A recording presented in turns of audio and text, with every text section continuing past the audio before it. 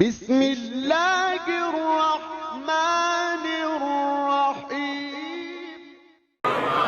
دیکھنا چاہوں گا عزیزان گرامی، حضرت نبی مکرم نے، اب علامہ محمد حسین طباطبائی نے اس آیہ کریمہ کی تفسیر میں جو علمی رنگ بکھیرے ہیں، علمی رنگ عطا کیے ہیں، ان میں ایک آیت کی طرف توجہ آپ کی چاہوں گا۔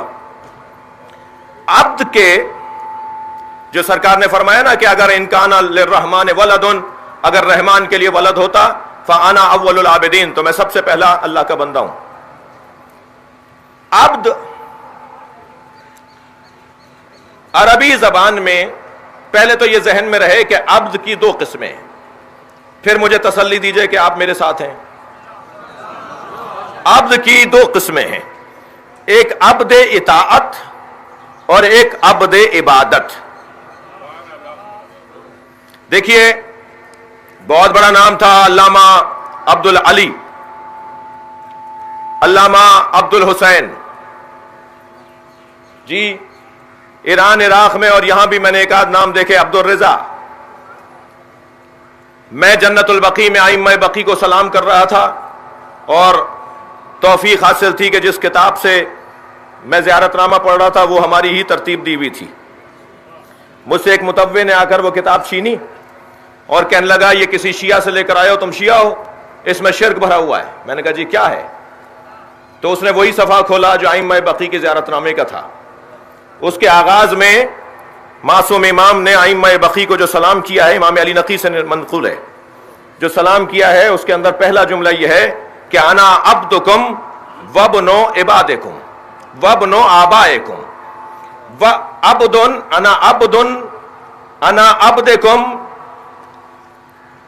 و آبائکم۔ توجہ چاہوں گا، انا عبدکم و آبائکم، میں آپ کا بندہ ہوں اور آپ کے آباء و اجداد کا بندہ ہوں۔ انا عبدکم، میں آپ کا بندہ ہوں اور آپ کے آباء و اجداد کا بندہ ہوں۔ تو اس نے کہا بندہ تو اللہ کا ہونا چاہیے، عبداللہ ہونا چاہیے۔ یہ شرک کرتے ہیں شیعہ حضرات کہ ائمہ اہل بیت کے بارے میں کہتے ہیں کہ یہ ان کے بندے ہیں۔ تو میں نے کہا حضور، حضرت بلال حبشی کس کے عبد تھے؟ کہنے لگا ابو ذر غفاری کے۔ میں نے کہا کہ وہ شرک کر رہے تھے یا معاذ اللہ حضرت ابو ذر غفاری شرک کر رہے تھے؟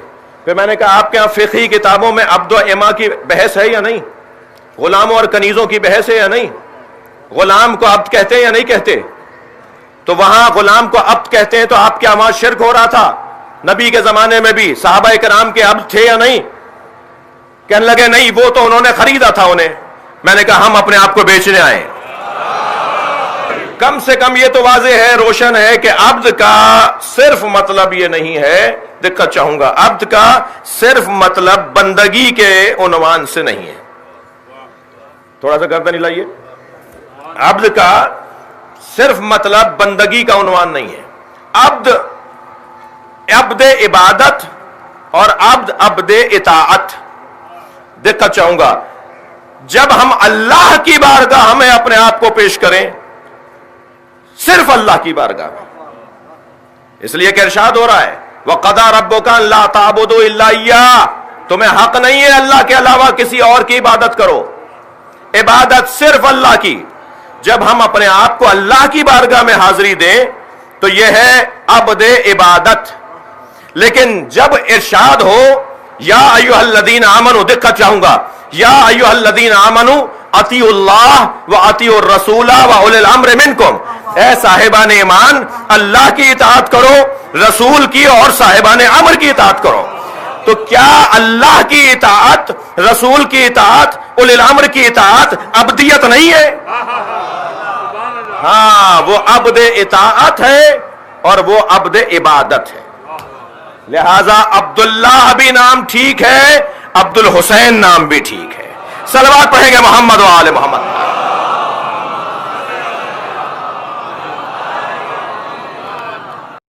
اس طرح کی اور مزید ویڈیو دیکھنے کے لیے پلیز ہمارے چینل کو لائک، شیئر اور سبسکرائب کریں۔ شکریہ۔